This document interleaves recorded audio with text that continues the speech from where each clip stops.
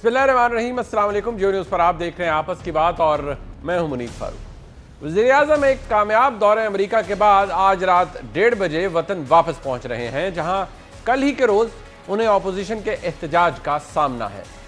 लेकिन मुबस्सिरीन की राय यह है कि अमेरिका के कामयाब दौरे के बाद अपोजिशन की एहतजाज की हवा निकल चुकी है। लेकिन आज प्रेस कॉन्फ्रेंस करते हुए मुस्लिम लीग नून के रहनुमा जनाब एहसन इकबाल ने इस अज़्म का इजहार किया कि मौजूदा हुकूमत के खिलाफ यौम स्याह होगा और ज़रूर होगा। 25 जुलाई को तमाम अपोजिशन जमातों ने यौम स्याह का ऐलान किया। 25 जुलाई पाकिस्तान की तारीख में कभी ना भूला जाने वाला दिन याद रहेगा।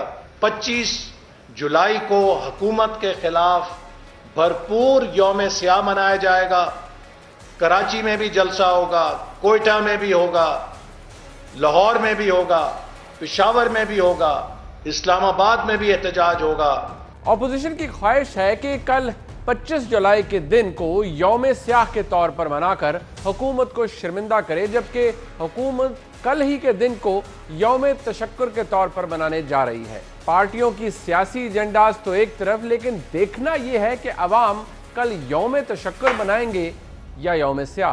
हुकूमत को जो यौम तशक्कुर मना रहे हैं उनके लिए लम्हा फ़िक्रिया है कि वो किस बात का यौम तशक्कुर मना रहे हैं, क्योंकि उस एक साल में उन्होंने आवाम को क्या डिलीवर किया ये उनके सोचने का काम है। डेफिनेटली हम कल 25 जुलाई को यौम तशक्कुर ही मनाएंगे, क्योंकि अब हमें ऐसे साइंस नज़र आ रहे हैं कि मुल्क जो है बेहतरी की तरफ जा रहा है। गरीब आवाम पे टैक्स लगाई जा रही है। इनको गरीब आवाम के लिए जो है बड़ी मुश्किलात पैदा हो गई हैं। यौम स्याह की तरफ जाते हैं तो यूँ समझ लें कि हम दोबारा पीछे की तरफ ही जाएंगे।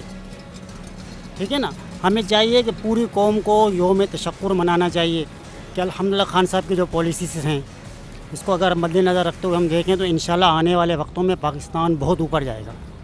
आज देखें जिस तरह वो ट्रम्प के साथ चल रहा है शाना बशाना, मुझे बताएं कभी इस तरह आपने नून लीग के नवाज शरीफ को देखा था चलते हुए? छोटी सी पर्ची ले जाके नगाहें नीचे करके पढ़ के 2 मिनट 4 मिनट के बाद ख़त्म हो जाता। तो इज़हार तशक्कुर मनाएं, इस पे मनाएं कि वो जीते हैं।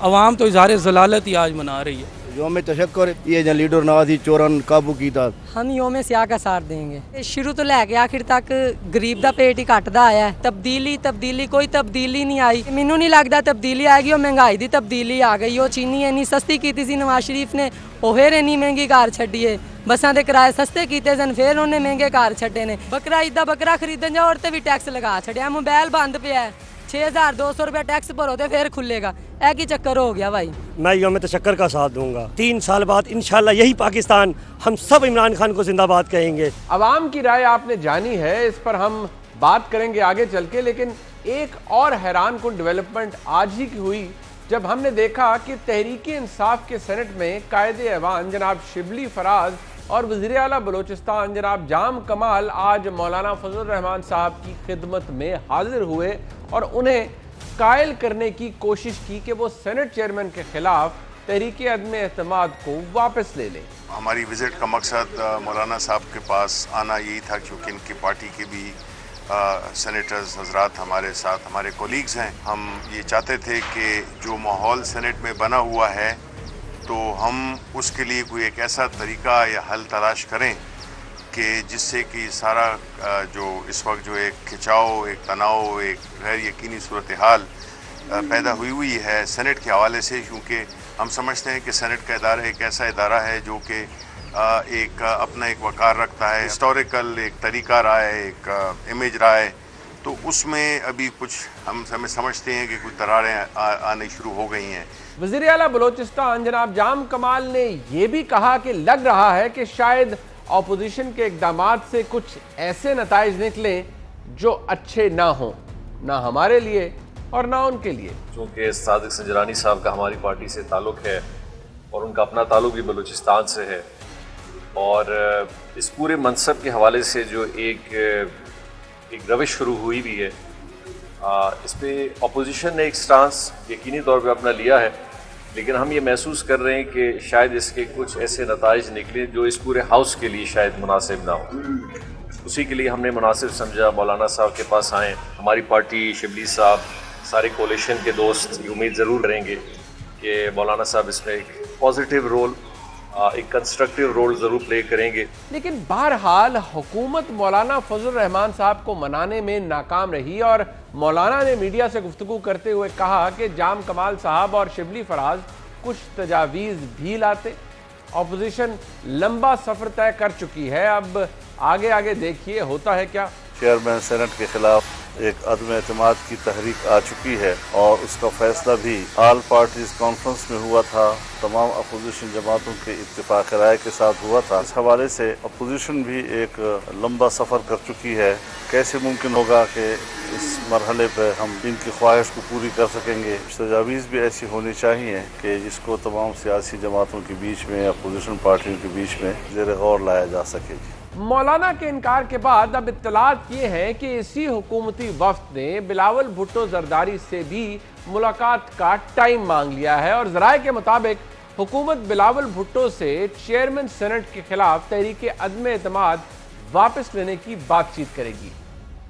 क्यों इतनी बेचैनी है हुकूमती बेंचेस में चेयरमैन सेनेट के इंतखाबात को लेकर, और ये भी आज पूछेंगे कि चेयरमैन सेनेट के शाइये में कौन कौन से अपोजिशन के रहनुमाओं ने शिरकत की और इसका असर इंतखाब पर भी पड़ेगा या नहीं। सवाल यही है जी, चेयरमैन सेनेट का इंतखाब है, तहरीक अदम एतमाद अपोजिशन कहती है हमने वापस नहीं लेनी है, हुकूमत कोशिशें कर रही है और साथ ही साथ ये कल 25 जुलाई है, एक साल हो गया है, कल हो जाएगा आम इंतखाबात जो हुए थे 2018 में। यौम निजात है, यौम तशक्कुर है, यौम स्याह है, ये जानने की कोशिश करेंगे। चौधरी मंजूर साहब है मेरे साथ टेलीफोन लाइन पर, सेक्रेटरी जनरल है पाकिस्तान पीपल्स पार्टी मरकजी रहनुमा। चौधरी साहब बहुत शुक्रिया। मियाँ फ़ारूक हबीब साहब MNA है, पाकिस्तान तहरीक इंसाफ के फैसलाबाद से ज्वाइन कर रहे हैं, बहुत शुक्रिया आपका। आज़मा बुखारी साहिबा सेक्रेटरी इन्फॉर्मेशन PMLN पंजाब, बहुत शुक्रिया आज़मा बुखारी साहिबा आपका भी। मैं ज़रा क्योंकि चौधरी साहब ज़रा हमारे साथ टेलीफोन लाइन पर, चौधरी साहब फिर कल ये कितना कामयाब हो पाएगा, ज़रा इस पर बात कर लेते हैं ना पहले। ये जो आप यौम स्याह बनाने जा रहे हैं किस हद तक कामयाब होगा, क्योंकि हुकूमत तो कह रही है प्राइम मिनिस्टर का इतना कामयाब दौरा हुआ है कि आपके ये जो एहतजाज कल अपोजिशन करनी जा रही है इससे ऑलरेडी हवा निकल चुकी है। अच्छा, पहली तो बात ये है कि क्या अयूब खान का दौरा नाकाम हो गया था, जिसने बिल्कुल सारा कुछ उठाकर पलड़े में डाल दिया था। फिर ज़िया-उल-हक के दौरे नाकाम थे, जिन्होंने फिर एक बार पलड़े में डाल दिया था। क्या मुशर्रफ के दौरे नाकाम हो गए थे, जिन्होंने बिल्कुल सरेंडर ही कर दिया था। अब सवाल यह है कि अगर अमेरिका को जरूरत है तो हमें देखना पड़ेगा कि हमारी क्या जरूरत है। अमेरिका जब भी अपना काम निकालता है फिर उसके बाद आंखें फेर लेता है, ये हमेशा रहा है और आज भी अगर देखना पड़ेगा क्योंकि वो ट्रंप जो है वो 2020 के इलेक्शन में वो अफगानिस्तान से निकलना चाहता है, उसके लिए पाकिस्तान की जरूरत है उसको। क्या पाकिस्तान को इस चीज का एहसास है कि हमें उनकी कितनी जरूरत है? हम इस बात से खुश हैं कि उन्होंने हमें बुलाया, वहाँ पे ये किया। चौधरी साहब कल लोग साथ होंगे आपके, सर लोग साथ होंगे आपके यौम स्याह को मनाने के लिए, अवाम साथ? सवाल ये है कि अगर ये यहाँ पे जो हालत है इनकी कि इनकी टांगे कांप रही हैं, ये करने दे नहीं रहे, कहते हैं हमने करने नहीं देना, लोगों को गिरफ्तार कर रहे हैं, जेलों में डाल रहे हैं, सारे ये बंद कर रहे हैं, लाहौर को ब्लॉक कर रहे हैं, फिर उसके बाद क्या हम करेंगे तो सही हम, लेकिन अगर ये ऐसी हरकतें करते हैं तो ये तो एक फाशिस्ट हुकूमत है, इसका क्या है? बिल्कुल उसके बावजूद करेंगे। ठीक, चौधरी साहब मेरा साथ रहेगा, आज़मा बुखारी साहब मैं हुकूमत से भी जवाब लूंगा, लेकिन आप बता दीजिए किस बात के ऊपर लोगों को कल आप यौम स्याह मनाएंगे? कि क्या एक वो कहते हैं मुंतखब हुकूमती इलेक्शन हुआ, आ गई, आप लोगों को हजम नहीं हो रहा, एक साल हो गया? शुक्रिया मुनीब। कल गो सिलेक्टेड गो जो है वो मुल्क के तूलो अर्ज में गूंजेगा और हर कैपिटल के अंदर जो एक प्रोग्राम होने जा रहा है, 5 फंक्शंस हैं और हर एक में गो सिलेक्टेड गो जो है वो होगा। और कर पाएंगे? और देखिए ये बिल्कुल करेंगे, ये जितना रोकेंगे हम उससे ज़्यादा करने की कोशिश करेंगे। मेरा ये सवाल आपको फ़ारूक हबीब साहब से पूछना चाहिए। फ़ारूक हबीब साहब ने तो यकीनन वो 5000 लोगों पे मुकदमा हो गया है, लेकिन चंद 100 लोग निकले थे फैसलाबाद में, याद है ना आपको? और लोग तो निकलते नहीं है हमारे लिए। 5000 लोगों पे मुकदमा? जी 5000 लोगों पे फैसलाबाद में 4 मुकदमा जो है वो दर्ज हुए हैं समेत मेरे। चौथी FIR मेरे पे इसे 1 साल के अंदर। तो इसने राब्ता नहीं किया आपकी गिरफ्तारी के लिए? मैं जी शौक से हाजिर हूँ, जब दिल चाहे। मुशर्रफ की भी बड़े जेलें देख ली थी, तो ये तो खैर मतलब कोई चीज़ ही नहीं है। मेरी गुजारिश यहाँ पे है कि हमारा यौम एहतजाज है और यौम स्याह है, उस एक दिन के ऊपर जिस दिन वोट को इज्जत दो को पैर के नीचे रौंदा गया और एक सिलेक्टेड वज़ीर आज़म हमारे सिर पे आके बैठा, जिसने इस मुल्क में महंगाई का तूफान दिया, जिसने इस मुल्क के अंदर बेरोजगारी का तूफान दिया, जिसने इस मुल्क की तरक्की करता हुआ मुल्क जो है उसका बेड़ा गर्क कर दिया और उसको आज उस स्टेज पे लेके आए कि आपने बहुत सारे लोगों की कमेंट्स जो है, कुछ बैलेंस कमेंट्स भी वैसे आपने चलाए हैं और बैलेंस ही होना चाहिए। हाँ, बैलेंस ही होना चाहिए, बड़ी अच्छी बात है। मेरी गुजारिश इसमें यह है कि फारूक हबीब साहब को यह भी पता नहीं होगा कि फैसलाबाद की पावर लूम्स भी बंद हैं। फारूक हबीब साहब को पता नहीं, ये भी पता है कि नहीं हैंड एम्ब्रॉयडरी की सेक्टर भी बंद हो गया है। ये भी शायद मालूम है कि नहीं कि दिहाड़ीदार जो है मजदूर उनको निकाल दिए गए हैं और लाखों लोग जो हैं वो बेरोजगार हो गए हैं। इंडस्ट्रियां हमारी बंद हो गई हैं, सीमेंट इंडस्ट्री हड़ताल पे है। अभी मैं देख रही थी जो बहुत सारे और सेक्टर्स हैं वो इसके ऊपर जो इन्होंने बजट दिया उसके ऊपर वो हड़ताल पे है। मुल्क जो है वो बंद है, लेकिन मतलब इंसान को थोड़ा सा, लेकिन आप लोगों को तो चले रोक, क्या आवाम को रोक सकती है हुकूमत? ये जो आप कोशिश तो कर सकती है ना। देखिए कल फैसलाबाद में, ये भी फारूक हबीब साहब को नहीं पता होगा, कल फैसलाबाद में गिरफ्तारियां पता नहीं, ये भी पता है कि नहीं कि हुई है कि नहीं। कल गुजरांवाला में हमारे लोगों से श्योरिटी बॉन्ड लिखवाने की कोशिश की, घरों पे छापे मारे, श्योरिटी बॉन्ड लिखे कि आप रैली में नहीं जाएंगे। काश जो 126 दिन का धरना बगैर किसी परमिट के और बगैर किसी इजाजत के लिए था ना, इसी मॉल रोड आप लोगों ने तो किसी को भी नहीं रोका था ना? हमने किसी को नहीं रोका था। और एक मिनट, पक्की गल, बिल्कुल पक्की गल है। और ये हाई कोर्ट का डिसीजन भी मौजूद था इस मॉल रोड के हवाले से। हाई कोर्ट के अंदर भी हम हुकूमत पंजाब उस वक्त की होती हुई पिटीशन लेके गए कि सर ये नहीं हो सकता। उन्होंने कहा एहतजाज का हक किसी को नहीं रोका जा सकता। तो जब इनका एहतजाज का हक नहीं रोका जा सकता, मैं पूछ लेता हूं, तो हमारा हक भी नहीं रोका जा सकता। बात यह है फारूक हबीब साहब, चौधरी साहब हमारे साथ है, हर एक की वो सियासी तारीख बेहतर समझते हैं। चौधरी साहब तो खैर बहुत एक्सपीरियंस है। ये टांगे क्यों कांप रही हैं हुकूमत की? करने दें एहतजाज, आप लोगों को पकड़ रहे हैं, श्योरिटी बॉन्ड साइन करा रहे हैं, इतने मुआशी हालात बुरे हैं। फैसलाबाद के अंदर पावर लूम्स बंद है, हैंड एम्ब्रॉयडरी की पूरी यूनिट जो है वो बंद है, इतना सब कुछ गिनवा दिया। करने दें लोगों को एहतजाज, अगर आप पॉपुलर हैं तो फिर परवाह किस बात की? देखें मुनीब, बात यह है कि वो कहते हैं ना, ऐसी सादगी पे कौन ना मर जाए है खुदा। मामला ये है कि इन्होंने बड़ी सादगी और मासूमियत से ये कह दिया कि हमारे दौर में तो ना कोई गिरफ्तारियां होती थी, ना कोई 788 की FIR होती थी। बेसिकली मसला ये है बुनियादी तौर के ऊपर इनका कि ये फैसलाबाद का बहुत जिक्र कर रहे हैं। मैं आपके सामने बैठा हुआ हूँ, ठीक है, मेरे ऊपर 4 788 की FIR जो हैं वो काटी गई थी जब हम आपको अपना एक पूरा मन एहतजाज रिकॉर्ड करवा रहे थे। 5 लाशें जो हैं वो मैंने अपने 5 साल दौर की जो जद्दोजहद है उसके अंदर उठाई थी, जो कि राना सनाउल्लाह ने हमारे कारकुनों को एहतजाज के दौरान जो है वह डायरेक्ट गोलियां मार के जो है वो उनको शहीद किया था। उसके बाद जो है हमारे लोग धरनों के अंदर जिस तरीके से हमारे ऊपर आंसू गैस का तशद्दुद किया गया, पूरी पंजाब पुलिस और IG समेत जो है वो खैबर पख्तूनख्वा के अटक बॉर्डर को सील करके वहाँ पर जो लाखों रुपए की जो है वो आंसू गैस वहाँ पर जो है वो जारी चलाई गई थी, वो पुरअमन एहतजाज को रोकने के लिए चलाई गई थी। ये लॉकडाउन की बात कर रहे हैं, ये लॉकडाउन की बात कर रहे हैं। ये मैं धरने की बात बता रहा हूँ और लॉकडाउन के हवाले से भी बता रहा हूँ आपको, ठीक है। और हमारे धरनों के बाहर से लोगों को गिरफ्तार किया जाता, सब बातें छोड़ें। इमरान खान कंटेनर पे खड़े दहशतगर्द हो गए, उनके ऊपर 32 FIR इन्होंने पूरे मुल्क के अंदर जो है वो दर्ज करवाई हैं। ये तो इनकी अपनी एक पूरी तारीख है। अब मसला ये है कि अगर ये 25 जुलाई को, जिसमें 25 जुलाई 2018 के अंदर, जो कि मैं समझता हूँ इनके लिए योम शिकस्त है, इनके लिए योम रिजेक्शन है, इनके लिए अवाम ने एक अदम एतमाद का इजहार किया था इनके ऊपर। इनको जो है वो 3 बार अवाम ने वज़ीर आज़म बनाया, उसके बावजूद ये अवाम को डिलीवर नहीं कर सके। 2.5 करोड़ बच्चा ये स्कूलों से बाहर छोड़ के गए, लोगों को पीने के लिए गंदे पानी के ऊपर ये छोड़ के गए, ये यहाँ पर जो है वो लोगों को पुलिस की लाकानूनियत के ऊपर छोड़ के गए, ये इस मुल्क की मैशियत को तबाह बर्बाद करके गए। ये सुन लें, ये इनकी, ये अपने आप को बहुत लाइक कहते हैं। जरा मुझे बता दें, आप इन्हें रोक रहे हैं या नहीं रोक रहे? फारूक हबीब साहब ये फरमाइए। सुन लेना सर मुझे जरा 25 जुलाई पे तो बात कर लेने देना। ये बहुत अपने आप को जो है ना वो लाइक कहते हैं। हाँ, ये बहुत लायक हैं, इनको मनी लॉन्ड्रिंग करनी आती है, इनको जो है वो टीटियाँ लगानी आती हैं, इनको चीनी वाले, पापड़ वाले, फलूदे वाले और इवन मुर्दों के अकाउंट में पैसे लगाने आते हैं। ये बहुत लायक लोग हैं। हम इसकी इस लायकी की बहुत तारीफ करते हैं। असल मसला ये है कि जो ये एहतजाज करना चाहते हैं, जलसियाँ करना चाहते हैं, ये करें, हमें इनके करने के ऊपर कोई एतराज़ नहीं है, लेकिन उसके मकासद भी बताएं ना। उसके असल मकसद ये है, जब ये अवाम की बात करते हैं, कहते हैं जी अवाम रो रही है, अवाम नहीं रो रही। रोना धोना जो है वो कोट लखपत जेल से आ रहा है, वहाँ पर रोना धोना लगा हुआ है।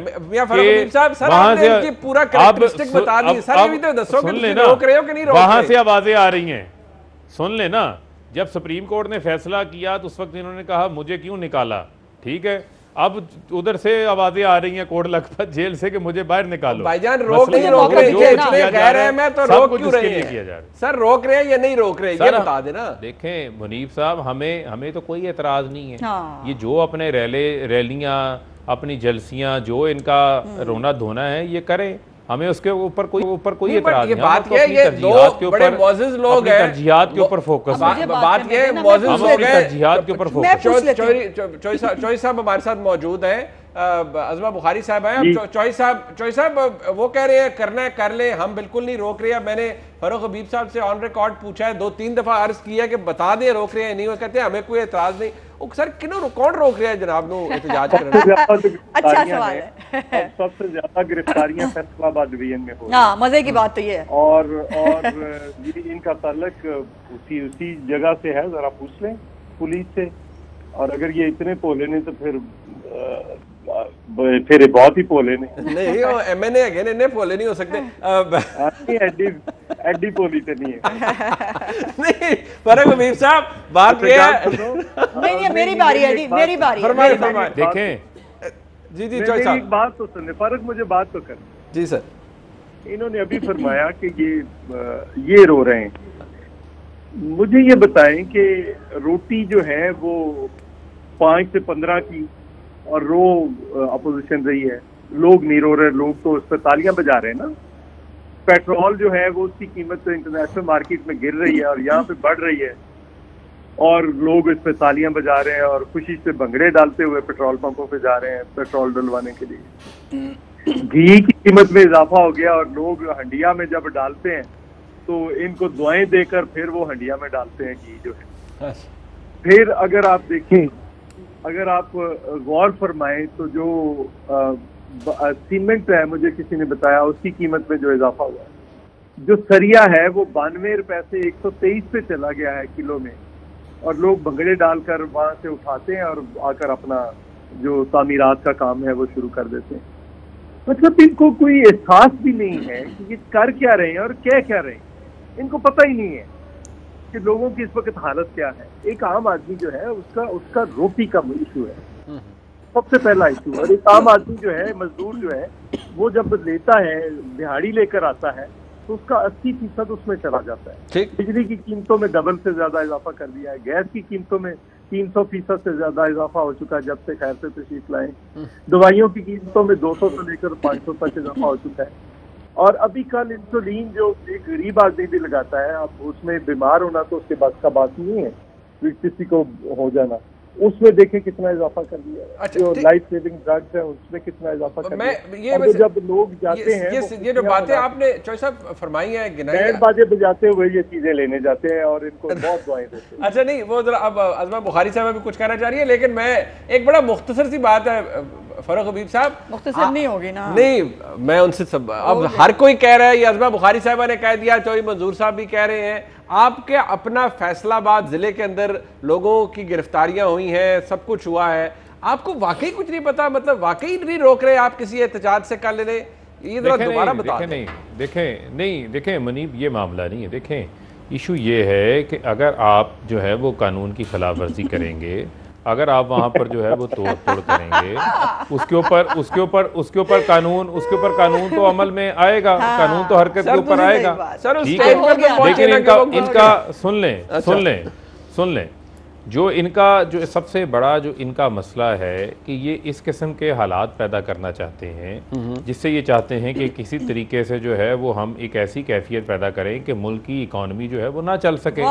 मसला ये है कि इनको नाकामी का सामना क्या करना पड़ रहा है, इनको नाकामी का सामना यहाँ करना पड़ रहा है कि जहाँ वज़ीर आज़म इमरान खान जा रहे हैं, जिन्होंने अमेरिका के दौरे की इन्होंने बात की, पहले चौधरी मंजूर साहब ने भी कामयाबी के दौरे की, तो बात यह है कि वहाँ पर आपकी वजीर आजम का हजारों लोगों ने वहां पर इस्तकबाल किया है। ठीक हो गया, वहां पर 4 लोग जमा नहीं होते। ठीक है, आपको याद करवाना चाहता हूं कि धरने के दौरान नवाज शरीफ यूएन में खिताब करने गए थे तो बाहर हजारों लोगों ने निकल के गो नवाज गो के नारे लगाए थे। ठीक हो गया, बिल्कुल ठीक हो गया। और ये 4 लोगों को जमा करके खिताब कर रहे थे। आज कश्मीर के ऊपर अमेरिका आपको सॉलिसी की जो है वो ऑफर कर रहा है भारत को। ठीक बात है, मैं जरा ऑपोजिशन का व्यू पॉइंट भी ले लूं। आपकी कामयाब खारजा ठीक हो पॉलिसी गया, की वजह से भारत को जो है वहां पर नाकामी का सामना हो हुआ गया, है। चले, मामला ये है कि ठीक है। ये चाहते हैं कि इनकी ख्वाहिशात पूरी हो। ठीक हो गया, ठीक हो गया। अच्छा मुझे मैंने अज़मा बुखारी साहबा का व्यू पॉइंट भी इसके ऊपर लेना है, मुझे ब्रेक का कहा जा रहा है, ब्रेक से इस पे भी बात करेंगे अज़मा बुखारी साहबा से, और जरा चौधरी मंजूर साहब से व्यू पॉइंट लेंगे सेनेट चेयरमैन के हवाले से। बड़ी डेस्परेट हो रही है हुकूमत, वजह क्या है? एक ब्रेक लेते हैं वैसा।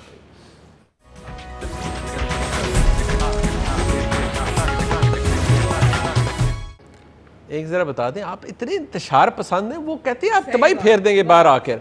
एक शेर अब मैं भी अर्ज करना चाहती हूँ, वो ये है कि वजीर आजम पाकिस्तान अपने जो है, तू तो बाज़ारे अदावत में भी खोटा निकला, तू तो बाज़ारे अदावत में भी खोटा निकला, मेरे दुश्मन तू मेरी सोच से भी छोटा निकला।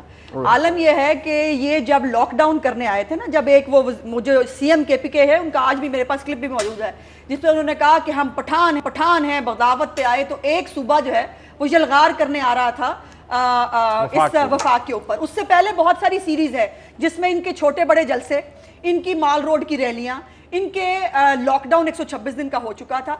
मतलब इन तमाम बातों के बाद हमने इनको नहीं रोका। मुझे ये बताइए कि इश्तिहारी होते हुए हमारा वजीर आजम जो है वो वजीर आजम इलेक्ट हो गया, और उसके ऊपर इनको कौन सा एहतजाज, कोई एक एहतजाज बता दें जो इनका रोका गया हो। इन्होंने 126 दिन टिका के यहाँ बैठे इस्लामाबाद में, डी चौक में, इनको हमने रोका हुआ था। ये जैसे जैसे आगे आते गए हमने जगह छोड़ दी, हमने कहा जी आ जाए, आके 126 दिन बैठे। जो तकरीरें हुई वहां, जो इदारों के बारे में, जो शख्सियात के बारे में, जो खूबसूरत ईमान अफरोज तकरीरें की इमरान खान साहब ने, वो सारी दुनिया को याद है। और ये जो है ना अमेरिका का क्रेडिट ले रहे हैं। एक तो मुझे ये बताइए कि वो अरीना के अंदर जहाँ पे फनी गाला किया आपने उन खुशहाल पाकिस्तानियों के साथ बैठ के, कि जिनका इस पाकिस्तान से लेना देना इस बात से नहीं, उनको इस बात की तो खुशी होगी कि डॉलर 160 पे चला गया क्योंकि उनको फायदा हो गया, वो घर वालों को भेजते होंगे तो फायदा होता होगा। लेकिन यहाँ पूछे चीनी की कीमत का उनसे लेना देना नहीं है, आटे की कीमत का उनसे लेना देना ही नहीं है। और मुझे कामयाब दौरा बता दें क्या है, अकेले जाने के ये काबिल नहीं है अमेरिका में, और अच्छे बच्चों की तरह आंखें नीचे करके बैठे। और एक मिनट, ट्रंप ने जो कहा, उसने कहा कि पहली हुकूमतों ने हमारे साथ ताउन नहीं किया, ये ताउन करने वाला अच्छा बच्चा मिल गया उनको। तो भाई ये अजीब बात है। और अभी फारूक हबीब साहब, जो जलजले और सैलाब के मौके पर आपके इमरान खान साहब ने जो पैसे इकट्ठे किए थे ना, उसका ऑडिट नहीं हुआ है आज तक। काश उसका ऑडिट भी करा दे, हमें बता दे कि वो पैसा कहां गया। डैम फंड जो है आपने करवा लेना था, आपकी हुकूमत थी। पाकिस्तान जो इन्होंने बॉन्ड्स वो किए थे, बड़े पॉपुलर है ना ओवरसीज के अंदर। आपको पता है कि आज आपकी अखबार के अंदर रिपोर्ट है कि वो डेस्परेटली फ्लॉप हुआ है, जो आपने ओवरसीज पाकिस्तानी के लिए जो है वो किया था। फनी गाला में तो आना बड़ा आसान होता है, उनको वो जो हम बड़े बेताब थे ना, पाकिस्तान आया करेंगे नौकरी ढूंढने के लिए, जरा उनको बुलाएं ना। साल हुआ है ना, अभी साल बाद तो लोग आ जाएंगे ना, तब्दीली 5 साल बाद आएगी। तब्दीली जो इस मुल्क में आई है ना तबाही की शक्ल में। सुनामी हमें नहीं पता चलता था कि सुनामी का वर्ड ये क्यों इस्तेमाल करते हैं, आज पता चला कि ये सुनामी की तबाही मुल्क में लानी थी इन्होंने। ये जो महंगाई की सुनामी और तबाही है, बेरोजगारी की है। अच्छा, और अभी इनको चैन ही चैन लिखता है ना। और फारूक हबीब साहब, अगर जलसी थी ना, रैली थी ना, तो हिम्मत है ना तो खोल के दिखाओ, ये सेंसरशिप हटाओ। अच्छा, और दिखाओ ना लोगों को पता चले। आपको ख्याल है लोगों को पता नहीं चला? फैसलाबाद में फारूक हबीब के अलावा सबको पता चला कि रैली में कितने लोग थे। गुफ्तगू बहुत जज्बाती हो गई। मैं जरा सेनेट चेयरमैन के इंतखाब के ऊपर आ जाऊं। तरीके अदम एतमाद है, चौधरी आपके पास बहुत कुछ होगा हमारे पास हमें बताने के लिए, लेकिन मैं जरा मुख्तसरन मियां फारूक हबीब साहब, वैसे ये मौलाना की शान में तो कसीदे जनाब इमरान खान पढ़ते हैं, पूरी हुकूमत पढ़ती है, उन्हें किन किन अलकाबात से नवाजती है। आज इतने डेस्परेट हो गए कि शिबली फराज साहब कायदे अवान सेनेट के अंदर पाकिस्तान तहरीक इंसाफ के, वो चले गए मौलाना के पास के वापस ले जी तहरीक अदम एतमाद। ये इतनी डेस्परेशन क्यों है सर? देखें सबसे पहली तो ये है कि उज़मा बुखारी साहिबा यहाँ पे बैठी हुई हैं, इनको ये नहीं पता, ये जिन ओवरसीज़ पाकिस्तानीज़ को कह रही हैं कि उनको पाकिस्तान का कोई एहसास नहीं है, वो ओवरसीज पाकिस्तानी 22 नहीं वो ओवर नहीं उनका इशू कैसे नहीं है, मैं बताता हूँ आपको, सुन लें। आपने बात की है, नहीं आपने ओवरसीज को एक किस्म का डिग्रेड किया है। नहीं आपने उनको डिग्रेड किया। आप सुन लें ओवरसीज पाकिस्तानी इस मुल्क के अंदर सालाना $22 बिलियन $22 बिलियन सालाना अपनी हक हलाल की कमाई पाकिस्तान में भेजते हैं। अच्छा करते जबकि शरीफ खानदान जो है मनी लॉन्ड्रिंग करके अपनी हराम की कमाई जो है वो बाहर लेके जाता है। ओवरसीज हलाल की कमाई पाकिस्तान भेजते हैं। अच्छा, ये ओवरसीज पाकिस्तानियों ने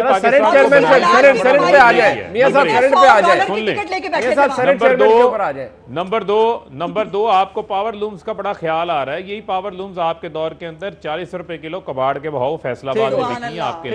मियां साहब ये बहस खत्म नहीं होगी, जरा इस पे आ जाए। शेखुपुरा और फैसलाबाद आज के मौजूद पे आ जाए सर। फैसलाबाद से शेखुपुरा इतनी दूर नहीं है। दूसरी बात यह है कि आप जो बात कर रही हैं बार बार कि जनाब अपना इमरान खान के जो है वो हमारी यहाँ जो रैलियां रोक रहा है, वही आपने तो रैली की है, आप अपनी रैली करके खिताब भी फारूक भाई मौजू पर आ जाए। सेनेट चेयरमैन के ऊपर सर मुझे उन्होंने बड़ी तफसीली बात की, मुझे रिस्पॉन्ड कर लेने दें, मुझे रिस्पॉन्ड कर लेने दें। अच्छा चले उन्हें बोलने तो देना, बुखारी साहब बोलने। अब देखें ये असल में ये होता है डेस्परेशन के शिकार है। जिस तरह मछली पानी के बगैर नहीं रह सकती, ये इक्तदार के बगैर नहीं रह सकती। अच्छा चलो ठीक है, सेनेट चेयरमैन पे आ जाए, बताएं क्यों गए जनाब। अच्छा सर बात ये देखें, जो सेनेट चेयरमैन का मामला है, देखें सेनेट चेयरमैन के मामले के ऊपर बुनियादी चीज ये है कि ये नेशनल असेंबली नहीं है, ये आपका एक अपर हाउस है, पार्लियामान का हिस्सा जरूर है, लेकिन जो सेनेट का माहौल होता है वो टोटल एक डिफरेंट है। सेनेट के अंदर जो है वो एक दूसरे की बात को बड़े तहम्मुल मजाजी से जो है वो सुना भी जाता है और एक मुस्बत डिबेट भी होती है, जहाँ पर हमारे मुल्की सेनेटर्स कानून साजी के हवाले से भी मुख्तलिफ कानून साजियाँ वो भी करते हैं और करके अपर हाउस से आप अपनी अप्रूवल भी लेते हैं जो नेशनल असेंबली। मौलाना साहब के पास क्यों गए सर, वो तो इतने बुरे हैं हुकूमत के लिए। देखें मुझे जरा थोड़ा पसे मंजर बयान कर लेने दें ना, थोड़ी अपनी बात को मुझे मुकम्मल सर टाइम जरा थोड़ा ना। जहां तक रही मौलाना फजल रहमान की बात, जहां तक रही, देखें बात यह है हर पार्टी का एक इख्तियार है। सेनेट के जो चेयरमैन हैं वो एक आज़ाद हैसियत से मुंतखब हुए हैं, उसके साथ जो है वो हमारी गवर्नमेंट की जो पार्टी है वो भी उनके साथ खड़ी है और दीगर इत्तेहादी भी खड़े हैं। अगर एतमाद की तहरीक आई है तो उसके ऊपर किसी जमात के पास आपको को जाना ममनू नहीं है, जहां पर आप बातचीत नहीं करते। उसी बातचीत के सिलसिले में गए हैं, उसको किसी कोई बड़ा रंग दे देना या जो हमारा फर्क नहीं पड़ता पर जो असूली मौकफ है, कोई असूली मौकफ है, उससे हम नहीं हटते भी। ठीक हो गया। चौधरी साहब जरा फरमाइएगा, ये असूली मौकफ से नहीं हटे, मौलाना साहब के पास चले गए, आज जाम कमाल साहब भी चले गए और शिबली फराज साहब भी चले गए, अब शायद बिलावल साहब से भी सुना यह है कि टाइम मांगा गया है। राब्ता मुमकिन नहीं, मतलूबा सहूलत मुयस्सर नहीं। चौधरी साहब बताएंगे, चौधरी साहब मतलूबा सहूलत मुयस्सर है या नहीं है? नहीं बिल्कुल नहीं है। देखिए दूसरी बात ये है कि कोई किसी किस्म का कोई लचक नहीं है उसमें। दूसरी बात यह है कि देखें जब इश्यूज होंगे, बिलावल साहब का देखें उन्होंने कहा कि इंटरनेशनली इनको बाहर जाकर गालियां नहीं देनी चाहिए, इनको प्राइम मिनिस्टर बनकर वहां पे बात करनी चाहिए। पीटीआई का एक चेयरमैन या पीटीआई का खुद साख्ता चेयरमैन बनकर वहां पे गालियां नहीं देनी चाहिए। लेकिन उसके बावजूद जो इंटरनेशनल एंगेजमेंट है मैं उस पर सपोर्ट करता हूँ, क्योंकि वो पाकिस्तान का इशू है, वो इमरान खान का या मेरा या किसी एक बंदे का इशू नहीं है। लेकिन यहाँ पे देखें ना, मैं इनको एक ऑफर करता हूँ, ये सादा एक काम करे, डिप्टी चेयरमैन के खिलाफ दी तहरीक इन्होंने जमा कराई है ना, ये 52 साइन करा के दे दें।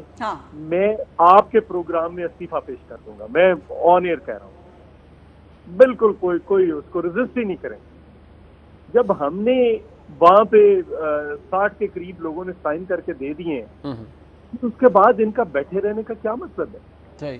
कोई मतलब नहीं है। इसका मतलब ये है कि वो हाउस की सेंस जो होती है वो खो चुके हैं, हाउस का एतमाद खो चुके हैं और उसकी रीजन है। मसलन मुझे ये बताएं फारूक हबीब साहब, ये जो बिल पास हुआ था, ये नीचे कौमी असेंबली ने फाटा पे यूनानिमस बिल पास किया, उसको क्यों लेकर बैठे हुए? वो प्राइवेट मेंबर्स जैसा हुकूमत का बिल नहीं था कि हुकूमत ने पेश करना है, वो प्राइवेट मेंबर्स बिल था मौसम दावड़ का, उसको क्यों लेकर बैठते, जिससे चीजें खराब होना शुरू हुई। इस तरह से और बहुत सारी लेजिस्लेशन है जो हुकूमत अवाम के खिलाफ और अवाम दुश्मन लेजिस्लेशन करना चाहती है, हम उसको रोकना चाहते हैं, इसलिए हम अपना चेयरमैन लाना चाहते हैं। अच्छा, ये जो इस हवाले से बात है, ये तो नविश्ता दीवार है कि वो हो जाएगी। उस पर कोई दूसरी राय। मैं इस पे सिर्फ 2 जुमले ऐड करना चाहती हूँ। जहांगीर खान तरीन साहब अगर अपना जहाज उड़ाते हैं तो इस बार जहाज जो है वो खाली नहीं, लेकिन आ गया कचहरियों खाली तो सजना कैद बोल। अच्छा नहीं, मैं चौधरी साहब जरा बता दे, ये आज जरा कवर्टेड सी बात की उन्होंने शहरी रहमान साहब, उन्होंने कहा कि एक बहुत अमीर हुकूमती रुकन, अब जहांगीर तरीन साहब हुकूमत का हिस्सा तो नहीं है, चलो क्या एटलीस्ट नजर तो हुकूमत का हिस्सा तो नहीं, प्राइम मिनिस्टर यार ये लोग ये आप कहते हैं वो हुकूमत का हिस्सा नहीं, क्या उनका इशारा वही था?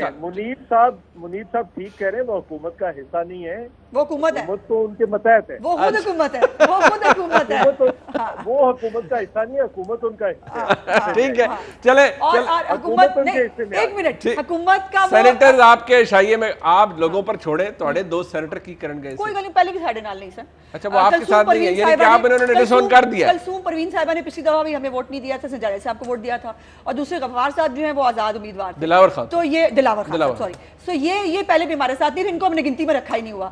और ये जो है ना कि वो अमीर तरीन साहब जो हैं, जो वो हुकूमत उनके मातहत ही सिर्फ नहीं है, वो खुद ही सबसे बड़ी हुकूमत है, हुकूमत बनाने वाले वो हैं, हमारे यहाँ पंजाब में शब खून मारने वाले वो हैं, और ये डिफेक्टो प्राइम मिनिस्टर अगर आपको नजर नहीं आते, मुझे ये बताइए, वो भी नाअहल डिक्लेयर हुआ कोर्ट से, उसके ऊपर तो सेंसरशिप नहीं लगती, उसके ऊपर तो उनके कमेंट वो आके तकरीर करके वो हमें जमहूरियत का दर्ज देते हैं। वो क्यों नहीं है कन्विक्टेड? वो कहते हैं मैं नाअहल हूं, कन्विक्टेड नहीं हूं, मुझे कोई फौजदारी कानून के तहत सजा नहीं हुई। मुनीब आप खुद वकील हो, ये ना वो कहते हैं, ये ना कहो सुप्रीम कोर्ट ने उनको नाअहल तरीन डिक्लेयर किया है, उसके बाद वो डिफेक्टिव प्राइम मिनिस्टर भी होते हैं, उसके बाद कैबिनेट में भी बैठते हैं, आके हमें जमहूरियत के ऊपर, आइन के ऊपर लेक्चर भी देते हैं, और पॉलिसियां भी बनाते हैं, टास्क फोर्सों को हेड करते हैं, कर रही है। अच्छा, मैं कंक्लूडिंग के बाद सब कुछ करके देख लिया, हुकूमत ने सब कुछ करके देख लिया। आपको याद है पिछले प्रोग्राम में भी मैंने आपसे कहा था कि ये कुछ भी कर ले, ये नहीं कर सकते। हमारे इशाइये के अंदर 60 के करीब मेंबर मौजूद थे, हमारे 2 सेनेटर्स जो हैं मुल्क से बाहर थे, एक वापस आ गए हैं, 1-2-3 दिन में वापस आ रहे हैं, अल्लाह ताला 63 वोटों के साथ इनको यकम तरीक को शिकस्त फाश देंगे, और ये पहला कदम होगा। फरूख हबीब साहब आगे देखिए होता है क्या। अच्छा, ये नहीं रोक पाएंगे साहब, आखिरी 10 सेकंड है, ये हॉर्स ट्रेडिंग कर रहे हैं आप, ये सबने कह दिया कि आप लोग बड़ा कुछ कर रहे हैं, खुद माना, किसने माना? देखें मसला, इनका मसला ये है, सुन लें, चले आखिरी 10 सेकंड, इनका मसला ये है, इसका मसला ये है कि जो सेनेटर्स हैं उन्होंने अपने दिल की आवाज पर वोट देने, वोट देंगे। ये शिकस्त खुर्दा अपोजिशन है जिनको बजट के अंदर शिकस्त हुई, ये तो वजीर आजम, ये तो इनकी हालत ये है, इनकी हालत ये वजीर आजम इमरान खान को गिराने निकले थे, चेयरमैन सेनेट पे आ गए हैं। ये वजीर आजम इमरान खान को गिराने निकले थे, ये सेनेट पे आ गए। जी चौधरी साहब, ये लात मार के हुकूमत गिराने निकले थे, अब सेनेट पे आ गए। अच्छा चले चौधरी साहब, आपकी बारी आ जाएगी, फिक्र न करें। चौधरी साहब, ये सेनेट पे आ गए। ये हॉर्स ट्रेडिंग नहीं, ये डंकी ट्रेडिंग कर रहे हैं।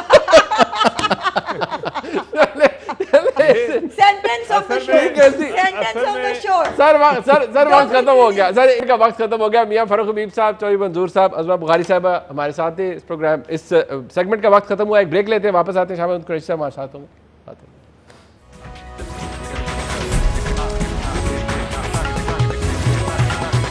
वज़ीर ख़ारजा जनाब शाह महमूद कुरैशी साहब मुझे ज्वाइन कर रहे हैं अमेरिका से, बहुत शुक्रिया कुरैशी साहब। शाहजी फरमाइएगा, सबसे पहले तो मुबारकबाद, अब तक की इत्तलात के मुताबिक बड़ा कामयाब दौरा रहा है वज़ीर आज़म का, आप भी उनके हमरा मौजूद थे। एक बात, अगर हम पाकिस्तान के अमेरिका से ताल्लुकात के हवाले से, आप माशाल्लाह पहले भी वज़ीर ख़ारजा रह चुके हैं, आपके लिए कुछ नया नहीं है और आपको बहुत ज़्यादा एक्सपोजर है। प्राइम मिनिस्टर के लिए ये पहला दौरा था, इमरान खान साहब के लिए as prime minister of Pakistan. एक बात जो कही जा रही है कि बेशक अफगान पीस प्रोसेस के अंदर पाकिस्तान का अमल जो है बड़ा कलीदी है, किरदार बड़ा कलीदी है, लेकिन क्या अमेरिका की नेचर को देखते हुए, उनकी इस ताल्लुक़ को देखते हुए, क्या हम ओवर कमिट तो नहीं कर रहे अफगान पीस प्रोसेस के अंदर आपके नज़दीक, या जो हम डिलीवर कर सकते हैं, जिस हद तक कर सकते हैं, हम वही कर रहे हैं? पहली बात मुनीब ये है, हमने कोई ऐसी कमिटमेंट न की है ना करेंगे जो हम निभा ना सकें। हम वो माजी की गलतियां नहीं दोहराना चाहेंगे। हमने जो बात की है इन गुड फेथ की है। हमने इस पीस के प्रोसेस को, जहां हमारा पहले एक कन्वर्जेंस नहीं था, अब एक कन्वर्जेंस आया है और आज वो एतराफ कर रहे हैं। उस कन्वर्जेंस के बाद पाकिस्तान ने उनकी मदद की है और वो प्रोसेस आगे बढ़ा है अब। वो प्रोसेस कामयाब होता है, वो प्रोसेस नाकाम होता है, वो सारी जिम्मेदारी पाकिस्तान पे आयद नहीं हो सकती। और हमने वाजे कर दिया है क्यों, ये एक शेयर्ड रिस्पॉन्सिबिलिटी है। देखिए मसला अफगानिस्तान का है, रिकंसिलिएशन अफगानों में होनी है। अगर अफगान आपस में रिकंसाइल नहीं करते, मिल नहीं बैठते, क्या हम जबरदस्ती कर सकते हैं? हम नहीं कर सकते, हम फैसिलिटेट कर सकते हैं। और क्या रीजन की और कुव्वतें अगर ताउन नहीं कर सकती तो क्या पाकिस्तान सबको कंट्रोल कर सकता है? नहीं कर सकता। इसलिए हम रीजनल कंसेंसस की बात कर रहे हैं, इसलिए हम कह रहे हैं कि रूस की अहमियत है, इसलिए हम कह रहे हैं चीन की अहमियत है, इसलिए हम कह रहे हैं सेंट्रल एशियन रिपब्लिक्स की, और यहाँ तक ईरान की अहमियत है। उनका बॉर्डर है, अगर ईरान के साथ कोई नई एक मसला खड़ा हो जाता है, क्या उसका असर अफगानिस्तान पे नहीं पड़ेगा? यकीनन पड़ेगा। हमने वाज़े तौर पर ये बातें कही हैं। तो ये कह देना कि हम कोई ऐसी चीज कमिट कर रहे हैं जो हम निभा ना सके, हरगिज नहीं। ठीक, यानी कि खुदा न खास्ता कि किसी भी सूरत हाल के अंदर, जैसे आपने फरमाया, उसका अक्स यही है कि पाकिस्तान किसी भी सूरत में स्केपगोट नहीं बनेगा या फॉल गाय नहीं बनेगा। ये बड़ी अच्छी बात है। हमने मुनीब, हमने नेक नियति से कोशिश करनी है, क्योंकि हम समझते हैं अफगानिस्तान का अमन हमारी जरूरत है, और इसमें कामयाबी अल्लाह के इख्तियार में है, और अफगानों के ये फैसला अफगानों ने करना है। ठीक हो गया, अच्छी बात है। कुरैशी साहब ये भी फरमाइएगा कि बड़ा ट्रांजैक्शनल रिलेशनशिप, या आप सुनते रहते हैं ये कि अमेरिका के साथ आप बेहतर समझते रहा है पाकिस्तान का, but all of a sudden अब बायलैटरल मामलात की तरफ भी गुफ्तगू हुई है, बड़ी अच्छी गुफ्तगू हुई है। प्राइम मिनिस्टर की ओवल के अंदर मुलाकात से लेकर नैंसी पेलोसी से मुलाकात तक आप भी मौजूद थे। It all looks very positive. But आपके नज़दीक ये क्या है, चेंज ऑफ हार्ट क्यों है? Is it just because of the fact कि इमरान खान साहब मुल्क के वजीर आजम है, या is it because of the strategic convergence के कोई हालात ऐसे बन गए हैं कि America now feel that they need to engage with Pakistan much more than Afghan peace process? इसके अलावा भी कुछ बात करें। देखिए, एक आपके इल्म में आया कि एक साउथ एशिया स्ट्रेटजी आई, ठीक है? उस साउथ एशिया स्ट्रेटजी पर क्या हुआ था, उन्होंने सारा मलबा पाकिस्तान पे फेंक दिया था। जो कबाहत, जो नाकामी जिम्मेदार पाकिस्तान, जो खराबी जिम्मेदार पाकिस्तान। हमारा नुक्ता नजर सामने नहीं जा रहा था। 5 साल हमारा वजीर खारजा नहीं था, हमारा यहाँ कोई लॉबिस्ट नहीं था, मार्क सीगल के बाद किसी को तैनात नहीं किया गया था। मार्क सीगल भी आपको पता है महदूद उनकी एक अप्रोच थी। तो उसके बाद हमारा नुक्ता नजर था। कांग्रेस में हमारी इंग्रेस नहीं थी, हमारी जो वहाँ कॉकस हुआ करती थी वो बेमानी होकर रह गई थी, जिसको कल हमने दोबारा लॉन्च किया है, फाल किया है, और अल्लाह के फजल से एक बाईपार्टिजन कंसेंसस बनाकर 41 मेंबरान से एक नई यूएस पाकिस्तान कांग्रेसनल कॉकस हमने लॉन्च किया है। तो इससे एक फिजा बदली है, और बदलने की हम कोशिश कर रहे हैं, ठीक है?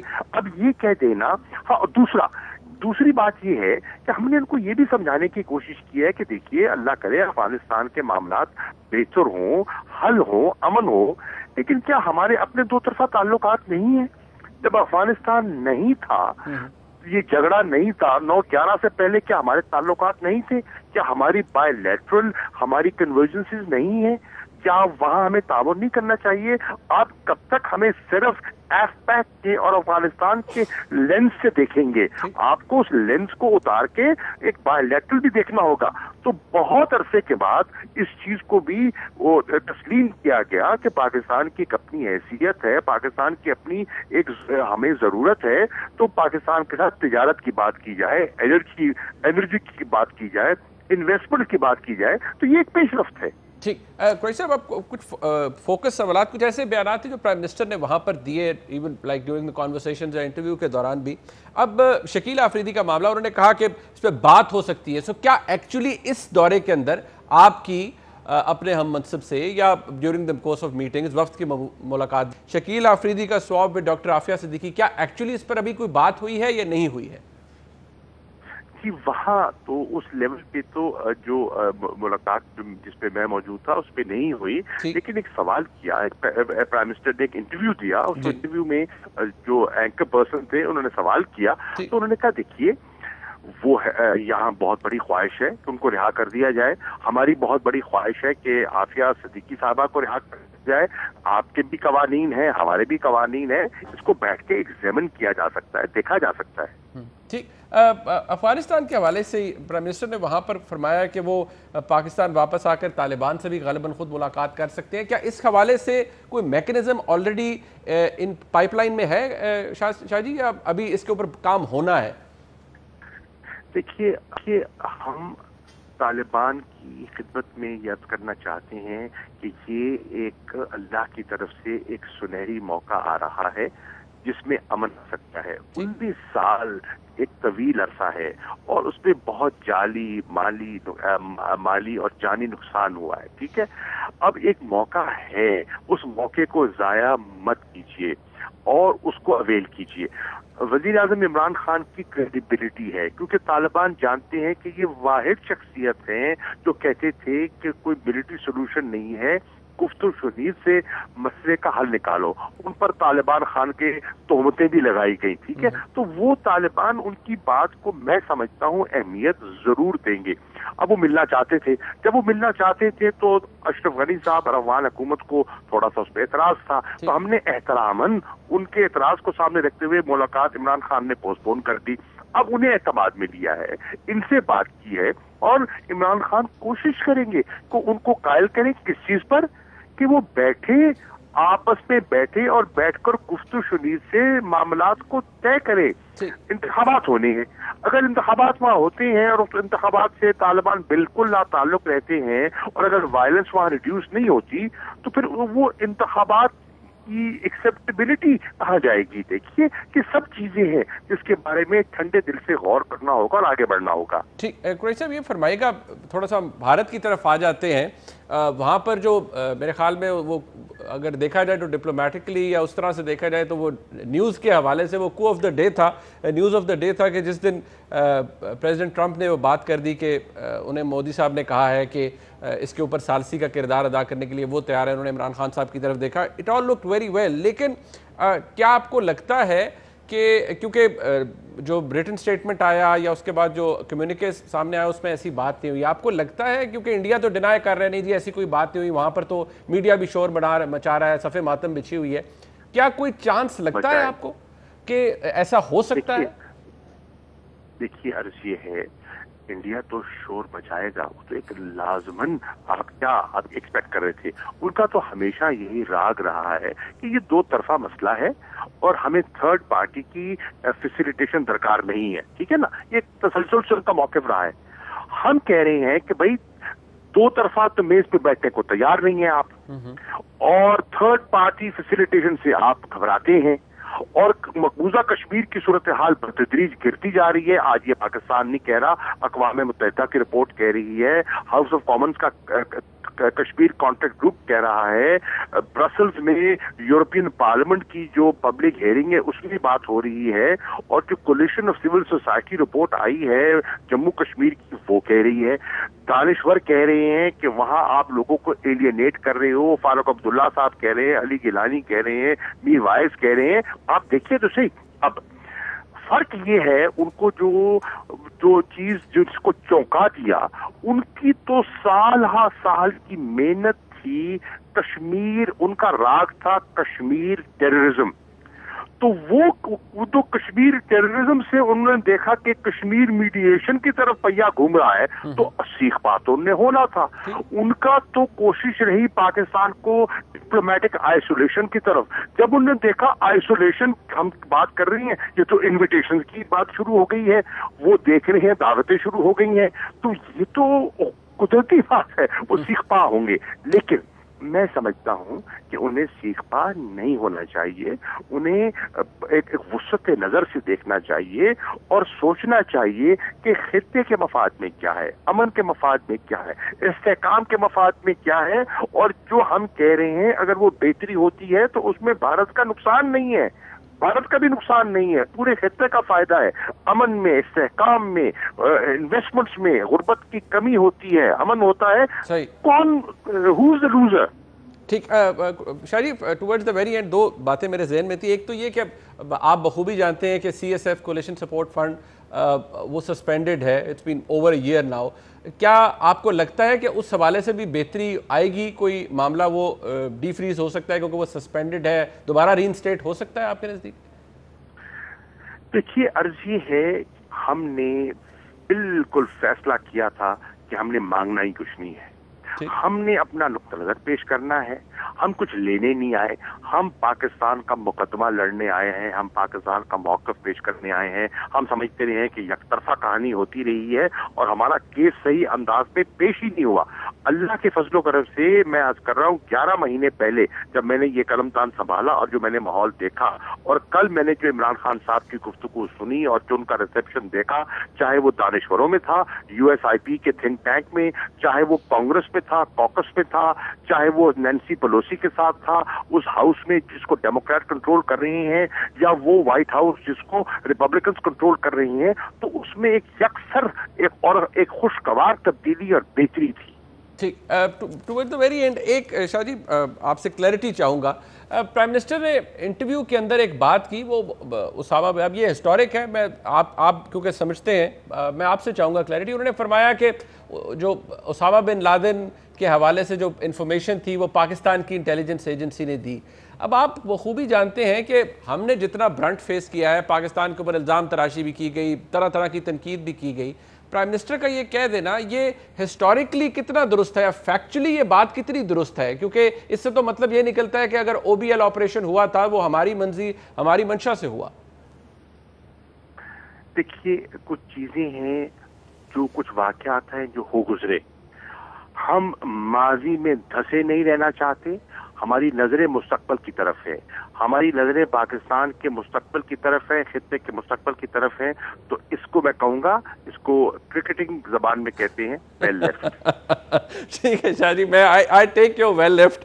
बहुत शुक्रिया जनाब शाह महमूद कुरैशी साहब मेरे साथ मौजूद थे वाशिंगटन। आपने उनके जवाबात सुने। शाह महमूद कुरैशी साहब ने बड़ी तफसील से बताया कि पाकिस्तान ने वज़ीर आज़म के दौरा अमेरिका में क्या अचीव किया है, टेक होम क्या है, और सबसे बड़ी बात यह है कि कुछ ओवर कमिट नहीं कर रहा पाकिस्तान, रियलिस्टिक पिक्चर दिखाई गई है, और किसी तरह से भी खुदा न खास्ता पाकिस्तान फॉल गाय नहीं बनेगा। आज का प्रोग्राम आपने देखा, फीडबैक जरूर दीजिएगा। देखने का बहुत शुक्रिया, खुदा हाफिज़। मुझे तो आप जानते ही होंगे, मेरा नाम है मिस्टर जीम। अरे अभी तक आपने मेरा चैनल सब्सक्राइब नहीं किया?